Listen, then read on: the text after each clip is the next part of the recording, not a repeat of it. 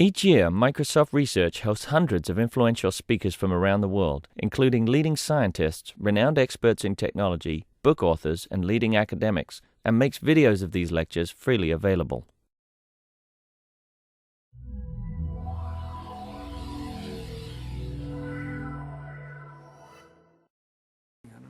Okay.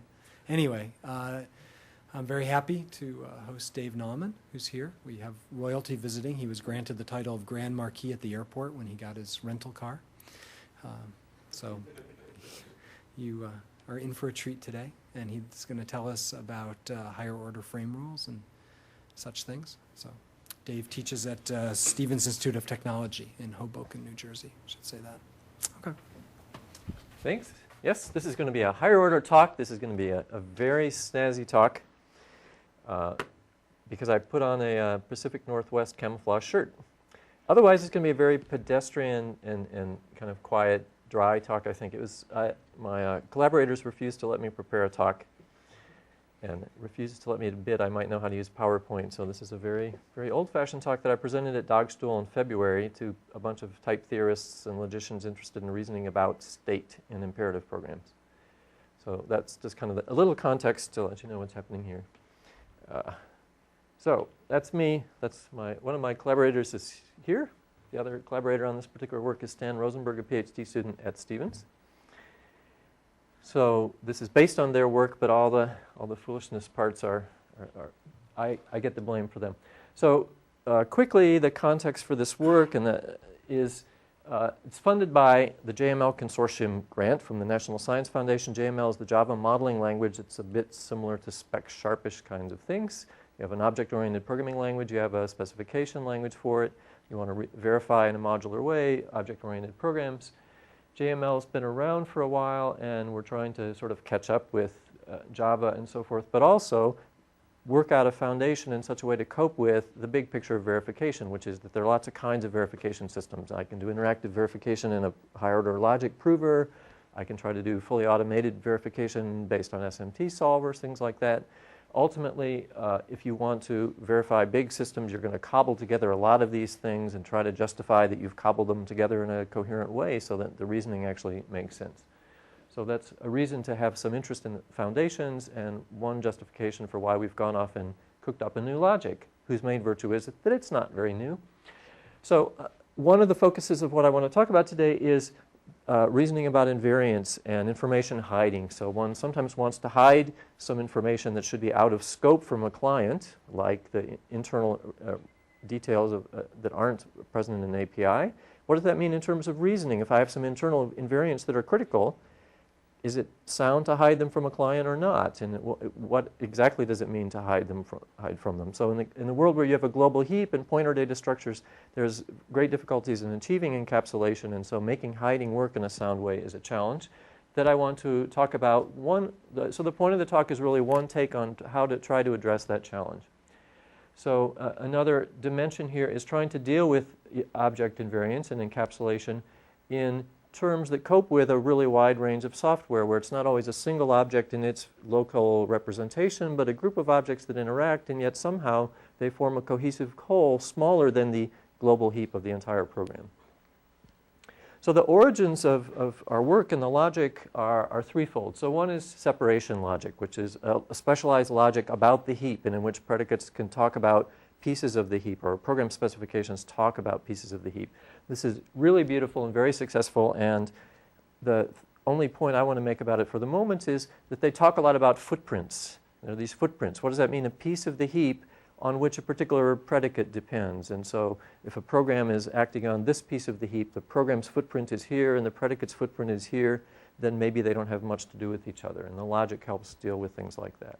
So the specific origin of the technical work of the logic we developed is work in information flow. So Amtoft et al. Were addressing trying to specify information flow properties about programs, and so they introduced a logic. So this is supposed to be a horror specification, pre and post specification of some program, and in information flow you want to talk about two runs of a program, and that some public values are the same in two runs. A variable is agreeing in two different runs, and so they introduce these agreement formulas. Well, what does it mean for some objects to agree in two different runs of the program? Well, they don't have direct names. They're out there in the heap somewhere. So they introduced regions. They took a tip from type systems and abstract interpretation. So these rows are some sort of tokens in an abstract interpretation, and the logic has bolted onto the assertion, a first-order assertion language, this abstract interpretation about regions and some machinery to make regions work okay and allow us to express these kind of things. This is saying all the HIV fields of the objects in this region row are in agreement in the two runs of the program about which this is talking. So the semantics somehow involves, it's Hoare triple semantics plus this abstract interpretation. And there's some interesting technical annoyances here. In particular, there's an existential that breaks the Hoare's rule of conjunction, which also happens to separation logic. Anyway, this work was done focusing on static analysis and is proceeding along and focusing on static analysis of software. So using this abstract interpretation makes a great deal of sense. We've gone in a little different direction and focused on trying to make a logic, and the third origin is the dynamic frames idea of Yannis Kassios, which has gotten a lot of people excited because he suggested something very simple and very sensible that seems to play out beautifully. Talk about regions explicitly. In separation logic, the region is there implicitly as the set of objects or locations on which a formula depends. But you don't have expressions that describe regions. Whereas, and here we have this special machinery that is intended to be interpreted as regions. Kassios says, just talk about them. Introduce them as ghost fields or local ghost variables in your program that contain sets of locations that are of interest and reason about them very directly. He developed his idea in the setting of a refinement calculus based in a higher order logic. So we and other people actually, Wolfram Schulze's group has several people involved in working on developing this idea in the setting of first order logic and using SMT solvers. We've developed a Hoare logic. So now I'm going to jump into talking about the Hoare logic with regions, just to give you the flavor of the region stuff. I'm going to go a little fast and with the idea that I warned you there's a bunch of technical stuff here. I'll fly through. You interrupt me if something seems interested. At the end, maybe you will have seen whether or not there's something of interest here. I'm aiming to fly through the basic logic and show you how regions play out in our style and lead up to something called the second order frame rule, whose purpose is to get a handle on this idea of encapsulating some invariants, hiding some invariant conditions from a client in a sound way. So in this example, I want to reason about this class node. It has left and right node fields and some item, the integer, and the specifications look like this. So thoroughly decorated Hoare triples. They embarrassed me because we redid our nomenclature for the eCoop paper in which a lot of this is reported to use letters like P and Q, but at some stage we thought phi and psi would be nice. So there's a lot of Greek happening here. This is a precondition. It says phi and psi is true. Afterwards, psi is supposed to be true. This method specification, this is a method with a single parameter. It's universally quantified over a couple of auxiliary variables that are of type region. So region means sets of object reference in our world, not sets of location, okay, just object references. So it's something that's actually already present in the APIs of, say, C# or Java. And then this bracketed thing is the modifies clause, or what I'll call the effect specification. This says this program writes R. So R is this region variable. I'm going to use this variable to assign to it the things, keep track of what part of the heap gets written. Just that. So in the code's going to be responsible for keeping track of where it does its writes and making sure that region R contains all the objects that are getting written. And this fat dot indicates, is meant to be read as, so all item fields of some objects in R may be written by this thing. Or rather, it's a frame. So the only writes carried out by this program are, the only permitted writes are to the item fields of some objects, and those objects had better be in region R. In the final state, in region R. Okay, so here, what's this precondition saying? That R is initially closed under it contains the left field of this parameter X, and S contains the right field, and these two regions are disjoint as sets, two different sets of references. They're also closed. So R.left, take all the left values of objects in R, they're contained in R.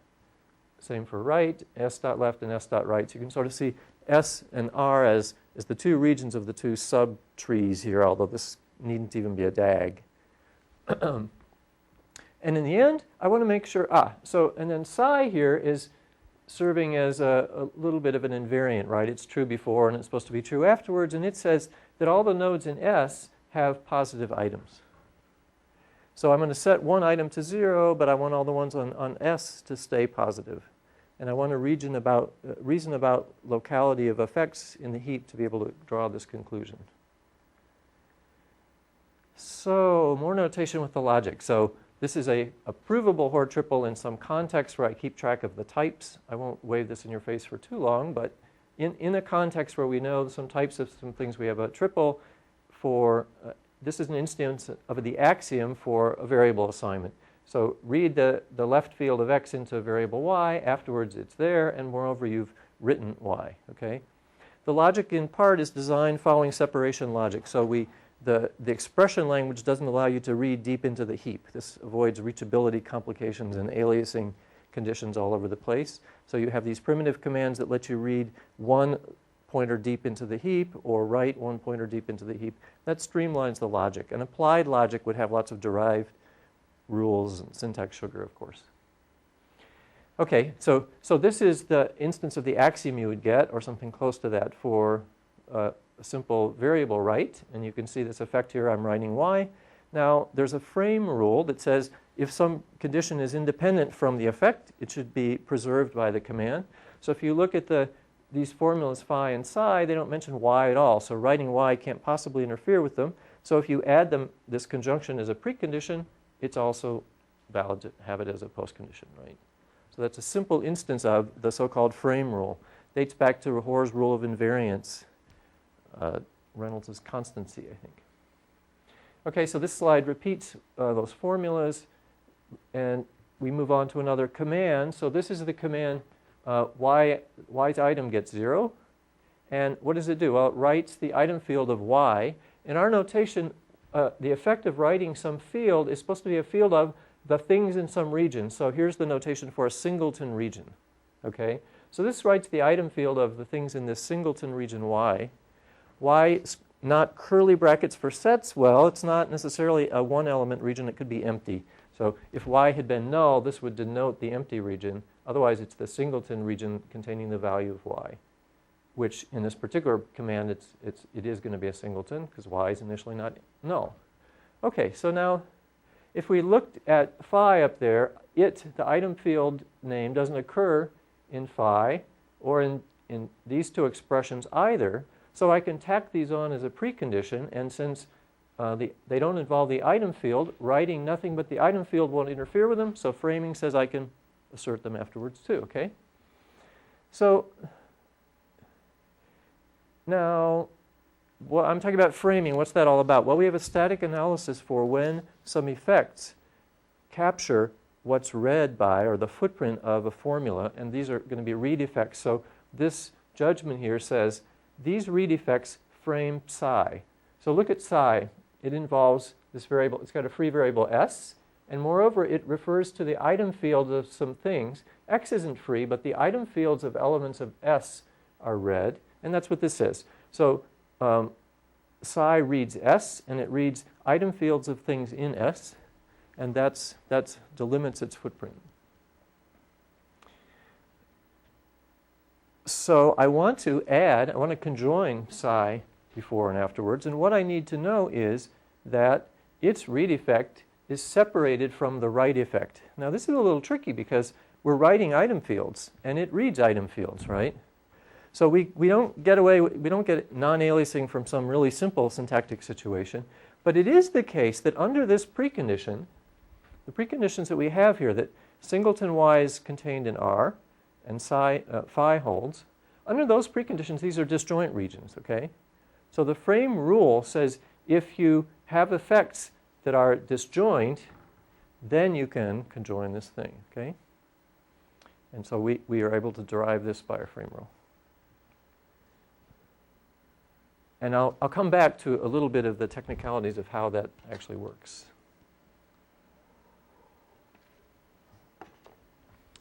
Okay, what's happening here is we now have a couple commands. I'd like to sequence them together, and something interesting happens. So C0 was the one that sets y to the left of x. It writes y. C1 is the one that assigns the item field to be 0. It writes y dot item. Now I'd like to sequence them together. The pre and post conditions match up okay. What do? Union the effects together? Basically, yes, but that doesn't quite work here.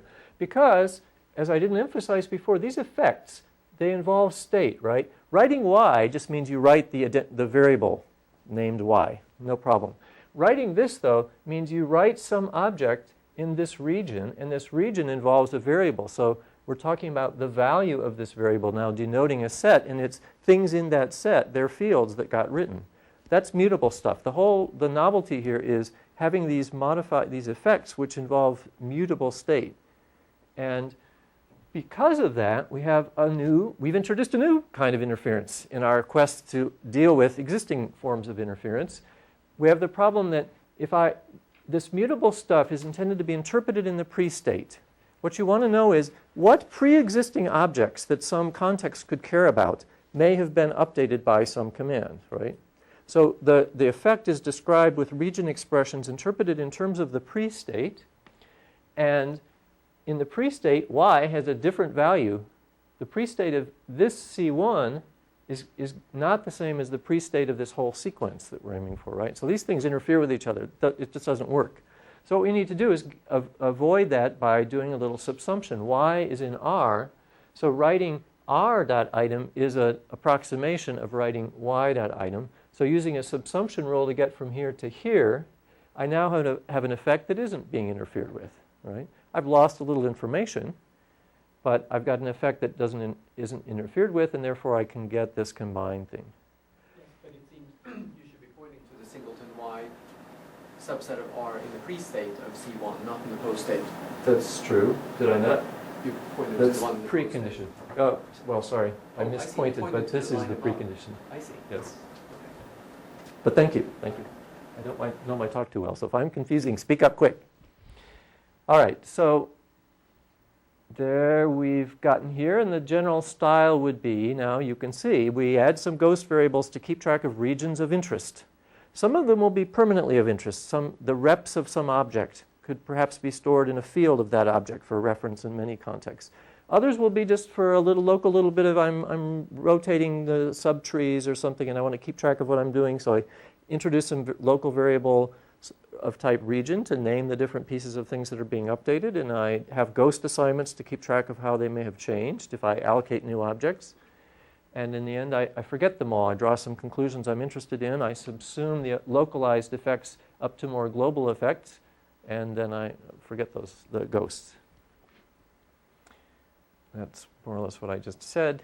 How would you get this ghost instrumentation? Well, in the big picture, we don't propose this as the best logic for somebody to reason with very directly. This should be a foundation for tools. The idea might be that you have some very well foundationally developed logic into which other higher level logics or notations or verification systems can be designed and then connected together by way of this substrate. Okay, so here's a bit of the syntax of the logic. We're working on a typed programming language, so besides class names and integer, and we have this type region, we have some expressions of ordinary kinds of expressions, but the interesting things are these region expressions. So if a variable is of type region, or if a field is, then these expressions are going to be of type region. Or I've showed you the singleton, there's the empty, there's the all allocated objects, and then we have set theoretic operations on regions. And I'll use F to range over either ordinary expressions or region expressions, because often things pertain to both. The assertion language has means of reading one level into the heap. As I mentioned, the expressions themselves, the ordinary expressions, don't allow a path. I can't say x.f.g.h. So as in separation logic, you use this primitive of reading one field deep off of a variable and conjoin that together. We have disjointness of regions, this containment business that all the f values of objects in R are found in R. Quantification ranging over regions.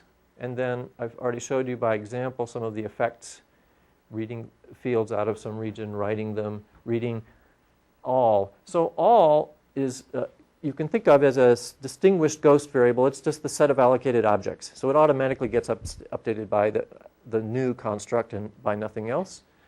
Reading and writing it, so if you read it, that means you're perhaps quantifying over all allocated objects, and allocating a fresh object could change the value of your quantification.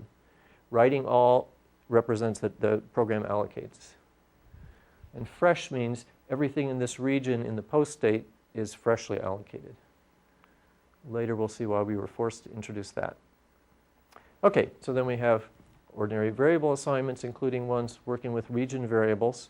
So we have reading one level from the heap for both ordinary variables and also regions. Not quite sure what the point is here. For separation logic fans, we can brag that we have a deterministic allocator, which seems to be common in nature but not in separation logic. It's important there, actually. Their frame rule doesn't work unless you have the non-deterministic allocation happening. Okay, so the semantics is conventional. I hope I've already given you the hint. So that a Hoare triple is true, that's what that symbol is supposed to say, provided for any initial state, so it's partial correctness but error-avoiding partial correctness. So for any initial state that satisfies the precondition, the commands executed in that state won't give you a fault, might diverge, but it won't fault. And if it terminates in some final state sigma dash, then that satisfies the postcondition. And then finally, the two states together conform with the effects. So the logic actually has one state predicates for its assertions, but you may have noticed these effects have a two-state kind of semantics, right? Writing something has to do with change in value between an initial and final state. And so that's what this notation is saying. The transition from sigma to sigma dash, anything that's been written that was pre-existing is allowed by some write effect that's here, and so forth. So here comes the definition. So this is only going to happen in case be applied when sigma dash is an extension. May have allocated fresh objects, but we don't have we don't have deallocation here. And so this should be familiar if often you just write a direct first order encoding of what is the modifies clause meaning. It means that any variable that's changed value should have been listed in the modifies clause. Any field that's changed value must have been justified by the modifies clause in some fashion. And so here's how it looks for us. So for any initially allocated object O and any field of that object, this means a field that exists in its type, either the final state of that field is the same as the initial state, or else there was some write effect such that O is in the initial state's interpretation of the write effect. And likewise, for the freshness effects, if the final state interpretation of these fresh objects has to be contained in the freshly allocated objects. And as I mentioned, all is just like a variable. It's a distinguished variable, but it works just like the other ones. If you've changed the allocated set, then you have to have acknowledged that. That has to be permitted by write all. Yeah. You only allow, you can't write WR R fat bullet star, where that you have a write effect on all fields. Yeah, we have a thing called any. In a closed world, you could just list the finite collection of existing field names. We have syntax for any, and it's a future challenge actually, though, to fully develop abstraction over fields. So this is a benefit of doing things where regions are sets of locations, reference paired with field name, because then you get abstraction for free. You pay some prices, but you get abstraction there. So we have a low rent thing that we used in example. So it just writes r.any. You can write any of the fields of some objects, and that sort of serves the purpose. But ideally, you would want to use model fields or data groups or some other technique to properly abstract over the fields themselves. Yeah, thanks for the comment. Yeah. So is it really just saying we allocate something, or does it all sort of suggest I'm writing everything? It's a terrible name. What did we end up using in the final version of the paper? 3 letters of alloc. Yeah, we changed it to alloc, right. Okay. It was a sounds big better mistake. because all Yes. is like I write everything. Yeah. Yes, big mistake to call it all. Yes. Reviewers, fortunately, got us to fix that. And I think you get credit actually for suggesting, when Ananda presented this work earlier, interpreting effects in the pre-state. because some have to be interpreted in the post state, right, like freshness, we thought, for reasons of parsimony, let's try interpreting them all in the post state, and it mostly works. You can carry that idea out, so there's really some design space here. But some things don't work so smoothly. I think it's really the sequencing, right, that yeah, and that's... Anyway, one ends up being led to interpreting the write and read things in terms of the pre-state. You can do it, but it's actually, you can't, you lose a bit of information. You have trouble reporting writes on things that didn't exist, or forced to write things that didn't, report things that didn't even exist, and you don't really want that. Yeah. So there is a bit of, I was trying to highlight here that some of the regions are interpreted in pre-states and others in post-states. But a critical thing is just the very idea that these things are interpreted in states, right? This is sort of Cassios's big suggestion. It's so beautiful because it's so clearly a good idea once you see it. So here's some proof rules in a horologic style. The one for allocation says that we write the alloc set. We write the variable that it's assigned to, and the thing is freshly allocated. It's not really so exciting. The point of these really is very simple, straightforward things work nicely. Due to not having deep reading expressions, the axioms for assignments aren't too complicated. There's the axiom for field update. It just writes that one thing. Here's an important feature of the logic, which is that this is a pre-post specifications, partial correctness thing. So these effects you have to report any effect which has, in fact, is observable from initial to final state, but not necessarily the intermediate ones. So if I write some stuff and then undo what I did, I needn't report it according to the semantics. And this rule says as much. So you have this triple that says we wrote the f field, but if in fact you can prove that x.f was equal to y both initially and finally, then it's sound to just forget that effect and keep the remaining effects, okay? So we can mask effects that the logic rules led us to introduce, but in fact we can prove they were only transient effects. And this star, I'm coming too soon, indicates that, well, these effects don't involve x and y, because otherwise this would be changing its interpretation. And whereas the point of this formula is, both in the pre-state and the post-state, x.f is equal to y. Okay, the point of it all was to come up with a frame rule so I can introduce new formulas that aren't interfered with by the effect, and there you see that frames judgment. So delta bar there is some read effects that characterize the footprint of the formula psi that I want to frame. And the fact that some formula's footprint is constrained by some read effects may depend on what state you're interpreting the read effects in. Where are those regions? And so the precondition here, phi, can be used in that judgment. So given phi, which perhaps tells me some certain regions are contained in others or disjoint from others, then I can spell out a footprint for the formula. And if the formula's footprint is disjoint from the effects, then we should be allowed to frame it. And that's what this star thing is saying. So delta star epsilon generates some disjointness formulas whose validity is what we're after here. So I want to know that certain regions of interest are disjoint from each other. So where is all that stuff coming from? Well, for simple, the primitive formulas, we can just define syntactically the footprints, right? What's read by this thing? Well, it's going to read x, it's going to read the f field off of x, and it's going to read whatever big F does. Similarly here, we're going to read whatever's read by these two region expressions, and we're going to read the F field of the objects in this region 1.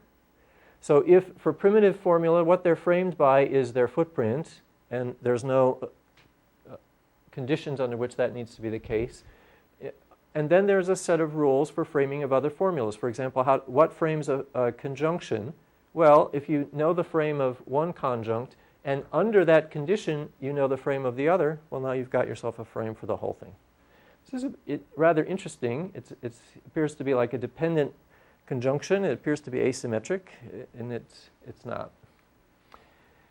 This separator, the point of this separator is that in a state where this formula holds, so we're trying to generate some formula that separates a write effect from a read effect. So the idea is that in such a state, the things are separate. The write isn't going to interfere with the read effect. And it's defined again, syntactically. So separation of a read of a variable and a write of a variable, it's either true or false. They're either the same variable or not. The interesting case is if I'm interested in reading some field and writing some field, if they're different fields, again, no problem. If they're the same fields, then the regions had better be disjoint. So we generate a formula here. We either generate just true or we generate this disjointness formula for the regions involved. So with this definition, we generate a formula. We check that that formula is valid in the pre-state and that it's talking about some effects that are sufficient to frame this, to give a footprint for this predicate, and we can introduce it. So it's similar to the frame rule and separation logic, but different because we're not relying on a non-standard connective. In separation logic, it's a gorgeous rule. You have no conditions over here, just a triple and then another triple, and this thing is a star, which means if psi is in fact true on some disjoint piece of heap, then you can frame it through. Here we're generating the conditions under which it will be supported by a disjoint piece of heap. Here, just in the interest of disclosure, so it's a syntax-directed analysis giving us this frames relation, and when you get to the level of quantifiers, it's doable, but a little bit intricate, so I'm not going to get into it. It actually works quite smoothly, though. You're quantifying over some region, so you know you're reading stuff in that region, and that can be surfaced in the effect down here. Okay, remember I had trouble sequencing things, so we called this issue immunity, this problem, that if I am sequencing together assignments where they potentially interfere like this, then you're going to get something unsound.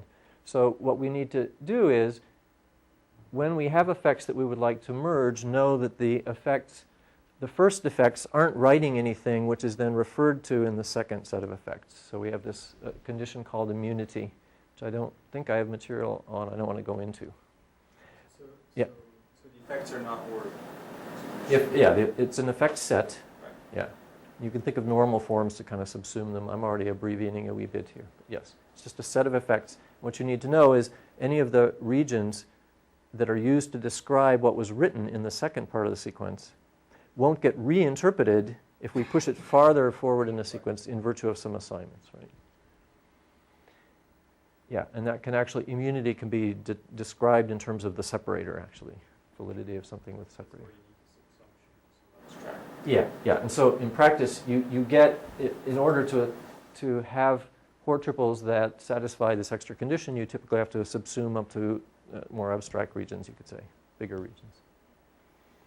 The sequencing rule also does a bit of masking, and this is really where the interpreting in the pre-state turned out to be the best way to go. So what is it trying to say here? So I have this sequence, it's an example of the sequence rule. So the second one in the sequence writes x.f, but x was actually freshly allocated. There's no way I could report this write, where is it, of x.f in terms of a pre-state object because it didn't exist, right? But there's no reason to, because I'm not supposed to report writes of fresh objects, only writes of pre-existing ones. So the sequence rule actually has to make note of the freshness of something in the first command vis-a-vis the write of it in the second command, and it just says they don't go here, right? So I take the union of these effects except this freshness one sort of absorbs this one. Okay, so gear shift. Now you've seen the logic in terms of the low-level reasoning about simple imperative commands. Now we want to put it to play in reasoning about the higher-level structure programs, and in particular encapsulation of invariants. So for my example here, I'm going to use a rep field that will be the region of the owned objects of each instance of class collection has a pointer to the head of a list of nodes. It has its own local size, which it wants to be related to the size, the length field of the list header. So I've got these nodes with items in them and also a length of the rest of the list in the next pointer. The collection wants to keep track of its representation, the ones it owns in this terminology of some systems. The invariant for collection, that's call I, for a given collection instance, it should be of type collection. Its list pointer should be an element of its rep field. And moreover, its rep field should be next closed. So go into c.rep, that's a region. All the next fields of those objects should also be in there. That is, I'm not using reachability here, but I'm imposing a closure condition on this set that I've got the entire list in the rep field. And then the reason for all of that needing to keep track of ownership is that I have this invariant that relates the size of the field of the collection with some field of one of its rep objects.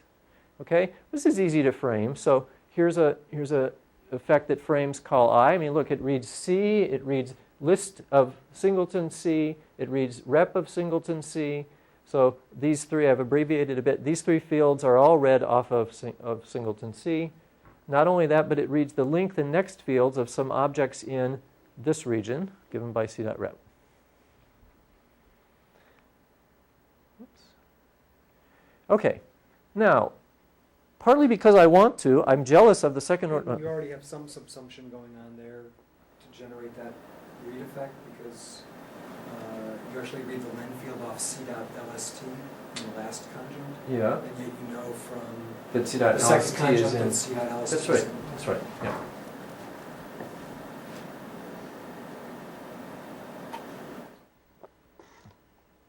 Now, I personally happen to know a little bit about object invariants and interesting systems, some of which are developed by people in this room, on how to properly, soundly encapsulate object invariants.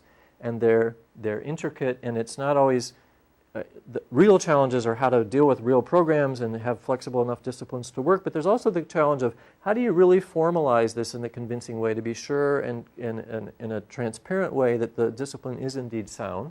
And I was jealous of separation logic. They have this beautiful second-order version of this the framing rule, and there seemed to be kind of a big mismatch because they couldn't handle multiply instantiated abstractions.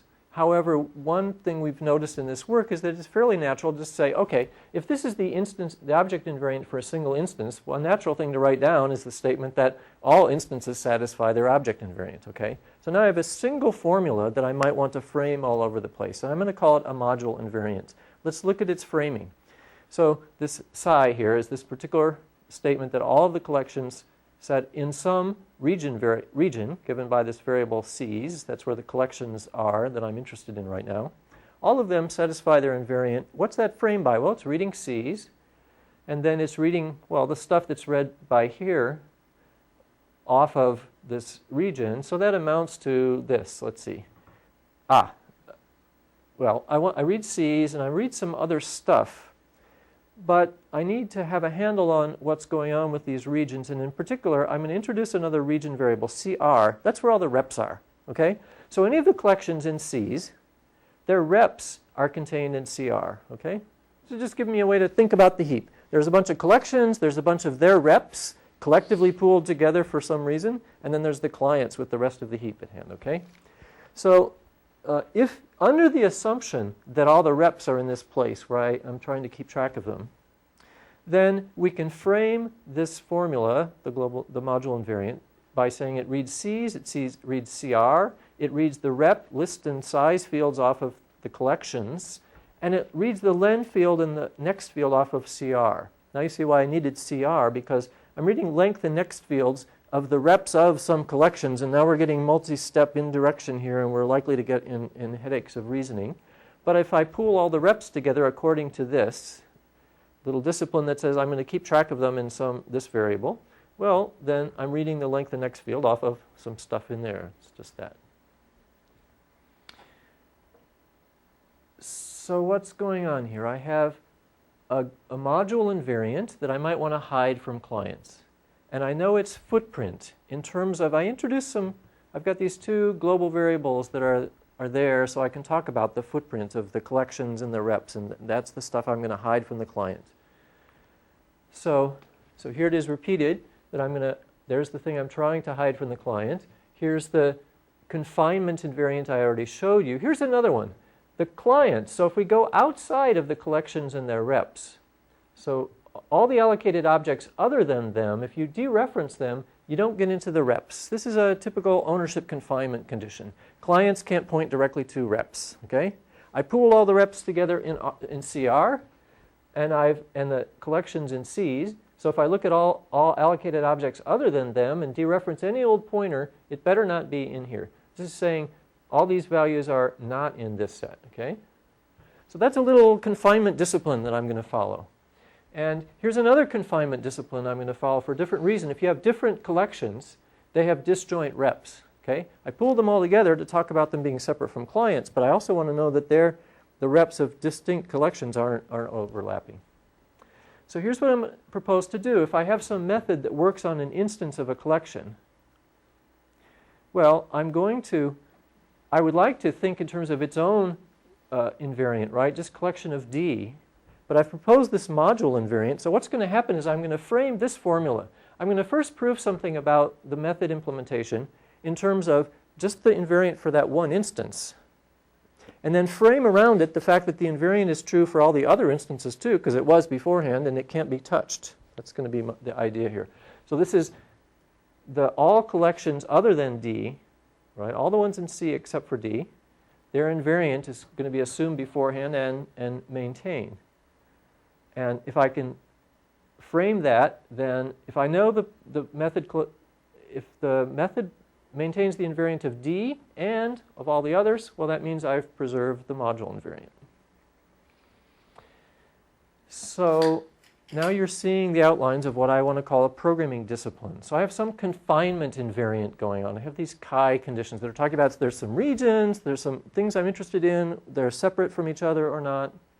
And then I have some kind of bound on the client effects. I don't want the client walking all over these reps. Not only do I want them not having any pointers to them, but I don't want them messing with them in any fashion, right? So this client effect bound, this is an ugly bit that ought to have been cleaned up before I presented this to you. That the client isn't writing these two variables. They can write anything they want in the context, but not these two variables. And they're not writing fields off of things in these two variables.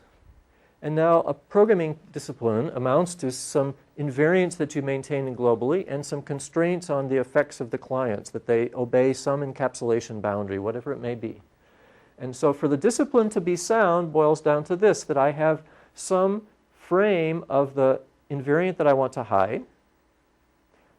This delta frames it. I know its footprint given the confinement invariant. Given that I'm somehow maintaining this global partitioning and keeping some stuff isolated, then I know the footprint of the global invariant that I would like to frame in. And moreover, under that condition, that footprint is indeed separate from the effects that I'm allowing clients to make. Okay? So if this is valid, this is saying under my confinement invariant, what's read by the module invariant is disjoint from what the clients are going to be allowed to do. Now, of course, this looks like a huge abstraction issue. Why should I have to enumerate everything the clients are allowed to do? But for the moment, let's not worry about that too much. That's the idea. Somehow I get a handle on what the clients are allowed to do. Here's an example. So this can then be formalized, this idea, in a horrendous-looking logic where the judgments have semicolons all over the place. And what that means is, over here on the left, the deltas are some assumed specifications of some methods that a given command might call, and I've partitioned them. Delta star is the ones in some module that this discipline is supposed to pertain to. Delta is the ambient libraries. The effects over here, epsilon is the effects of this command itself, the ones that are done by the client itself. Epsilon star are the ones that happen in virtue of it invoking things in the module, right? The module is going to write the encapsulated state. So those effects will be there, but I want to separate those effects from the ones that the client itself does, which shouldn't be writing into the encapsulated state. Okay, and then chi is some confinement invariant. I showed you an example on the previous slide. It could be something else. It could be an ownership hierarchy of whatever flavor. The client effect bound could be something about what the clients are allowed to read and write in terms of the ownership hierarchy. Whatever it might be, then, we get a couple of interesting proof rules. First one, this says if I prove something in the ordinary logic, so the idea is I'll do some proofs about ordinary client code, and then I want to lift them to this level. So I prove something about a piece of code which doesn't involve the module stuff. So I can lift it up provided it obeys the discipline. So that's what this condition is saying. I want to impose this confinement discipline. These judgments are somehow talking about reasoning under a confinement discipline. And if I verified a piece of code that doesn't even use the module stuff, then it only has effects on it only has what I'll keep track of as client effects, but I'll only allow this reasoning to be lifted to the module level provided the client is obeying the confinement discipline. At least its precondition implies it. And moreover, its actual effect observes the client effect bound. So this is lifting ordinary relation logic, region logic reasoning to this extended logic. It's saying reasoning just about client stuff gets lifted up to this fancier logic that tracks client and module internal stuff. Then another piece of the machinery is, well, if you call a method that's in the module, okay, so I have some method specification in the module, well, I put its effect in the module part of my effects to the right of the semicolon. And otherwise, I do the usual substitutions for parameters, so there's nothing really fancy here. I need a number of rules to carry this out in full glory to this idea of a logic that tracks the reasoning and distinguishes things that are done by things within some designated module versus everything else, okay? The idea is within the designated module, I'm trying to maintain some kind of discipline that achieves some kind of encapsulation for it. So there need to be a few rules, which I'm not going to show you because my point was to bring you here. And this is basically almost the end of the talk. So this is the second order frame rule in this setting. So the second order frame rule, the first thing to appreciate if you're not already familiar with this is the idea is as follows. I prove something about some command from phi establishes phi dashed, and now I frame in some condition here. But the point of what's second order about it is the old one just said if you prove this and you know psi isn't interfered with, you can tack psi on. This rule says if you prove this using some public API specs of a module, then you may conclude this with respect to some different specifications of the module. This is a hypothetical judgment. It says this is correct provided some procedures satisfy their specs. And I verified my client code using these specs of the procedures. But here's the proof obligation that's actually going to be imposed on those procedures. You're going to go verify the implementations with respect to specifications that let them have they know about their invariant, right? This rule is one way of capturing the idea of hiding an invariant from a client. Prove things about the client, assuming something about the library in terms of a public spec. And then when you're done, what do you know? Well, actually what I want to do, I'm not going to discharge this assumption. I ain't going to do it. I'm going to discharge this assumption. I'm going to go off and verify the actual implementations of my module relative to this assumption. This is just fancy notation to say distribute in this invariant everywhere. All these specs of the procedures in the module. Pre and post, give them the invariant. The client didn't see it, but they will see it. Okay? So that's what I'm going to verify the actual implementations against. That's how I'm going to discharge this hypothesis. Now, it's not true that the client will then satisfy this, but it is true that the client will satisfy this.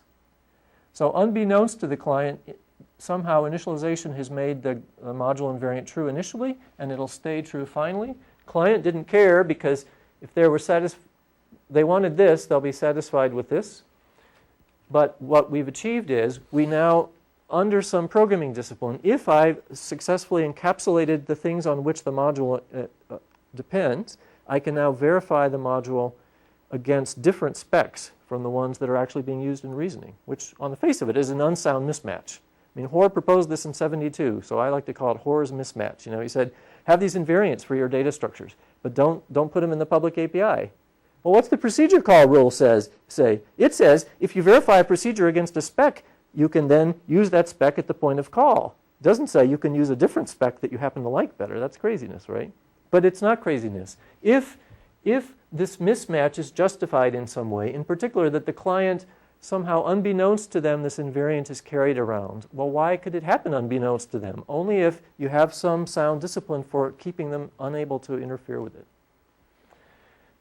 And so this is encapsulating the conditions a discipline would need in order for this to work soundly. And the cool thing is it's admissible. What that means is if you give me a proof that uses this rule, I can transform your proof into one that doesn't use this rule. and thus, in that sense, that's sound to reason based on this rule.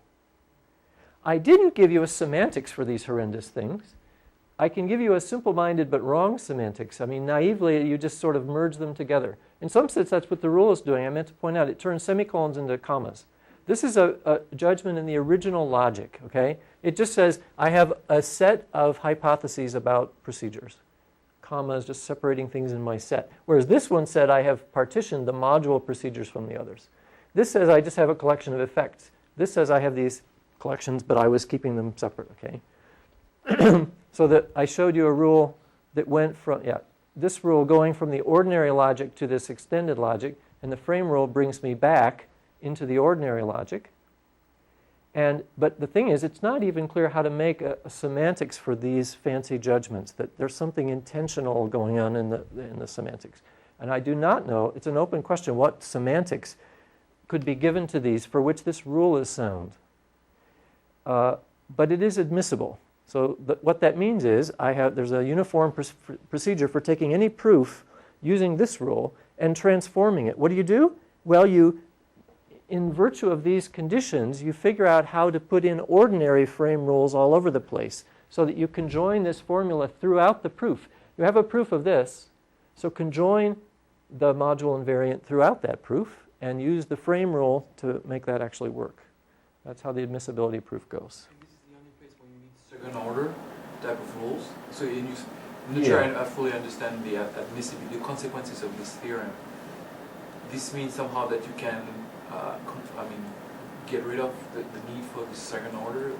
There has to be a well, it's second order in this. It's not second order logic. The assertions language is first order, right? What's second order is that I needed these hypotheses, right?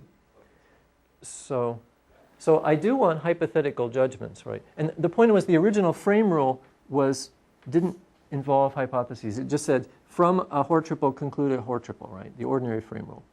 And it's easy to prove that sound semantically. This rule, though, that says if under some hypotheses you draw a conclusion, then under some different hypotheses you draw a conclusion, right? So it's second order in that sense. So I guess that doesn't go away. I still want to draw conclusions that look like this. In general, I want to verify pieces of code modulo libraries. Yeah. So the consequence is it's sound to use this kind of reasoning. And the open question part is, well, it would be nice to give a completely semantic account of that. Doesn't seem to be very easy, though. So in terms of related work, the region logic itself is reported in an ECOOP paper. The second order frame rule thing is in an unpublished paper of mine. The second order frame rule for separation logic appears here.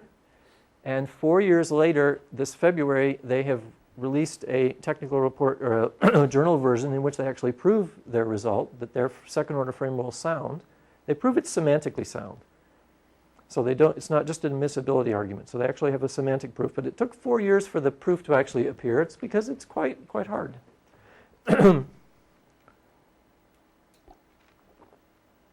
Which is why my main rationale for going for admissibility, it just seemed like intuitively it should work.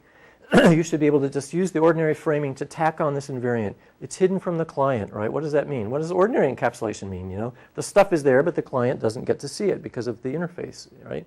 So likewise, in our reasoning, that invariant is there in every triple. It just isn't known to the client. So the admissibility argument just manifests that idea.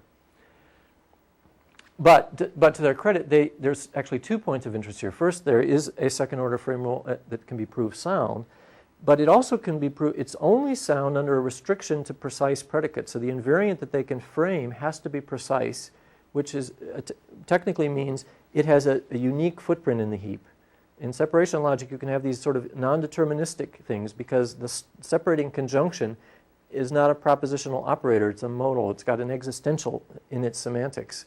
And that causes all sorts of headaches. And one of which is their rule is incompatible with the rule of conjunction. Hoare's rule that says if I want to prove P and Q, a program establishes P and Q, prove it establishes P, and prove it establishes Q, right?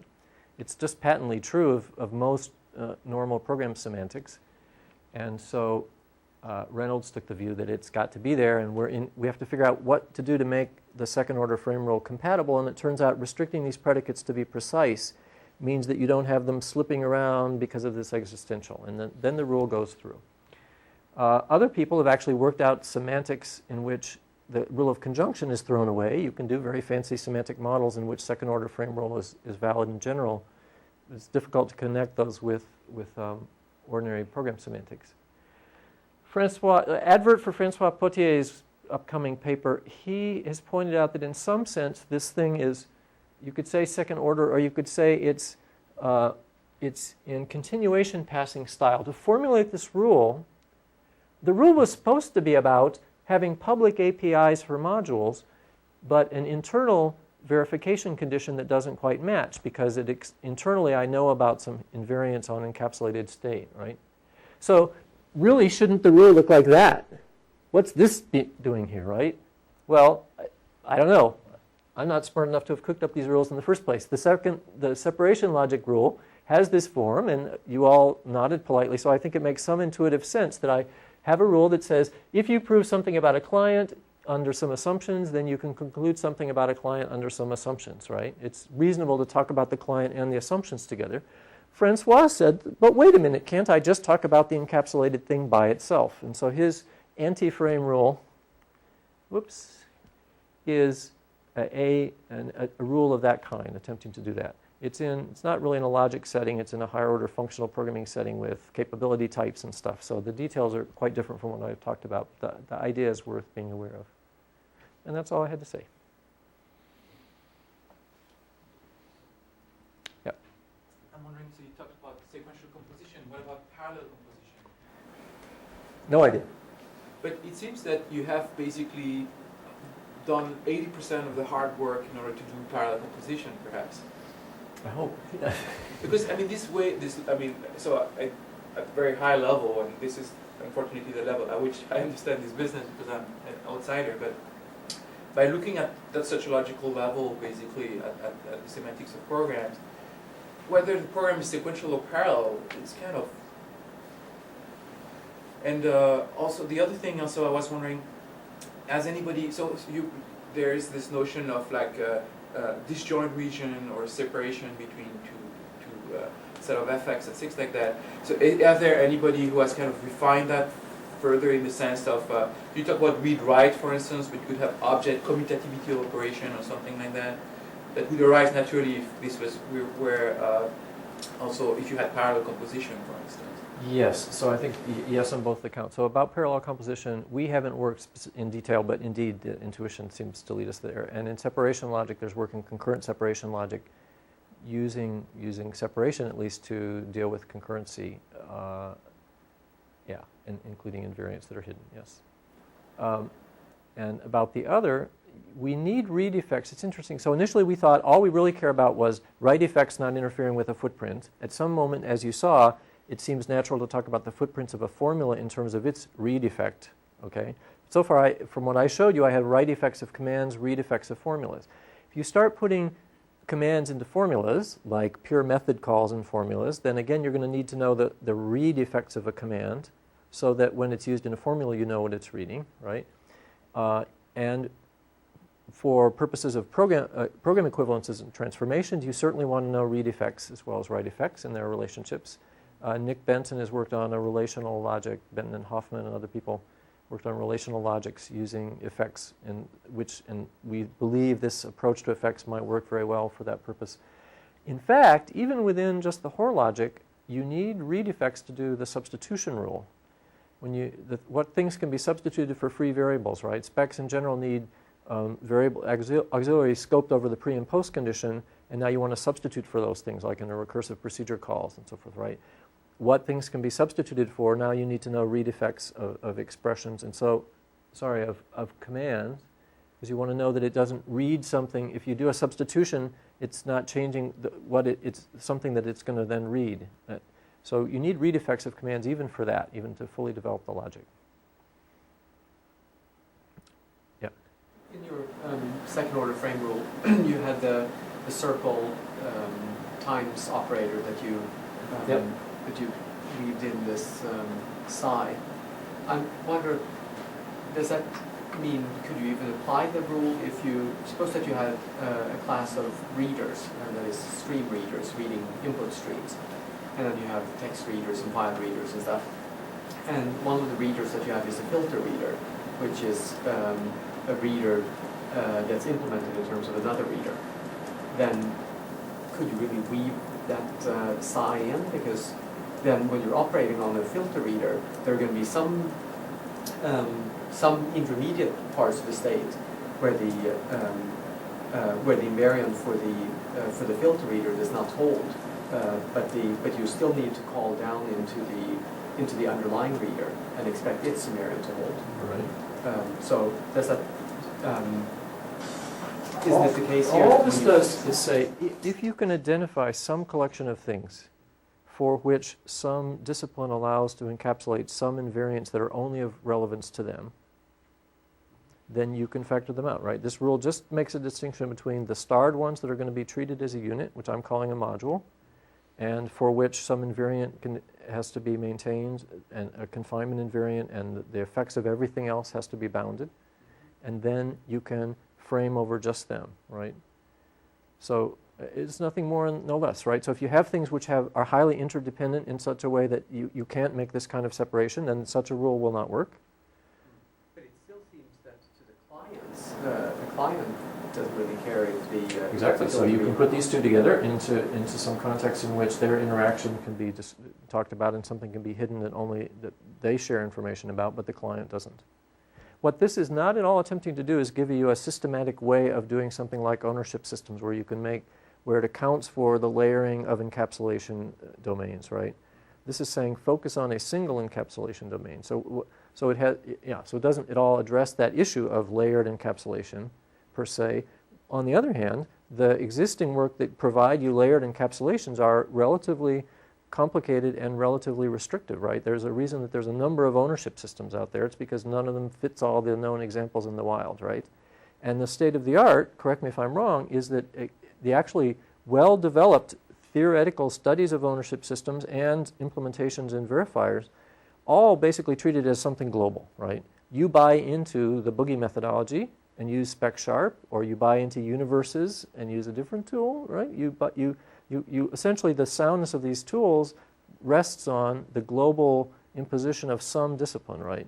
And therefore, there's been a lot of motivation for people to work very hard on having sophisticated ones which are, on the one hand, usable in simple cases, and on the other hand, flexible enough to handle very intricate cases of software design structure, right? So my idea here, which is not developed yet, would be that is to just try to back away from this global imposition of a programming discipline. I mean, my particular motivation is in the JML world. It pains me to think about canonizing a lot of machinery into JML, which is already a huge, complicated language, to try to capture some disciplines for reasoning, which are maybe very useful in many settings, but which don't really finish the job, right? It strikes me that a discipline is a discipline, right? The people in the 70s that were using that term thought of it as a discipline. Today, for this module, or these two modules of my system, I'm going to follow a certain programming discipline, and that's going to facilitate a certain manner of reasoning which I will find effective, right? And I don't have to require that everyone uses it, even within the system or within a verification system. So the idea is here trying to get at the idea of, well, what does it take to have a discipline, right? And if I can somehow designate some things and call them a module, and designate the discipline by which reasoning about them is working, then I'm able to do this thing of hiding in their specification some invariant. And potentially one could then use this to justify situations where you have a discipline that allows hierarchical structuring. And potentially you can use this in a setting where I actually have multiple entirely different disciplines going on within the same setting, right? But I don't have case studies to demonstrate that this idea flies at all. What I have is this technical result, which to my knowledge is one of fairly few formalizations of this kind of mismatch that's happening, right? They're sort of embedded in ownership system, just papers and things like that, but it's not really very separated out in a way that we can study it separately. So you showed this example, and I think there's also one example that is often treated in separation logic, and there you have this feature that it's extremely elegant or easy to specify things like a list is acyclic or so. And it seems like here you would have to make some things more explicit, or you looked at. Well, there's separation logic, and then there's the separation logic verifications. So the core of separation logic has the separating conjunction and some other things.